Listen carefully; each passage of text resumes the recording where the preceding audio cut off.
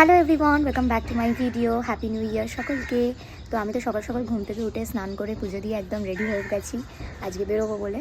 তো কোথায় যাব সেটা কিন্তু তোমরা ভিডিওটা পুরোটা না দেখলে জানতে পারবে না। তবে যেখানে আমি যাব তোমরা যদি ভিডিওটা দেখো আশা করি তোমাদেরও কিন্তু ভালো লাগবে, কারণ আমরা সকলে তো এক জায়গায় যেতে পারি না।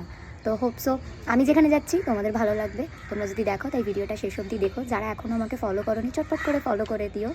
তো চলো, রেডি যখন হয়ে পড়েছি আর দেরি করবো না, এবার বেরিয়ে পড়ি।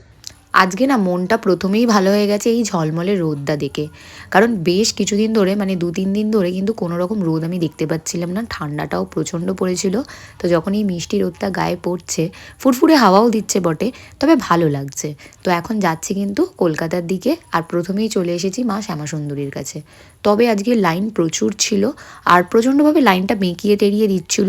তো আমার মনে হলো যে আজকে আমি পুজো দেবো না, পরে একদিন এসে আমি মাকে পুজো দেবো।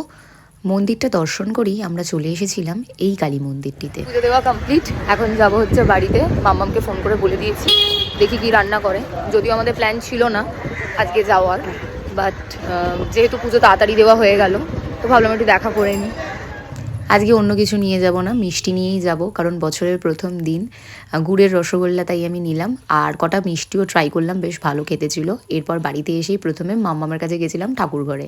এত সুন্দর করে ঠাকুরকে সাজিয়েছিল, মানে শীতবস্ত্রগুলো পরিয়েছে, তো আমার দেখা হয়নি, তাই দেখতে এসেছিলাম। তারপর নিচে আসার পর প্রথমেই মাম্মাম দিয়ে দিল মাম্মামের বানানো দই বড়া, যেটা অলওয়েজ খুব ভালো খেতে হয়, আজকেও তার অন্যতা হয়নি।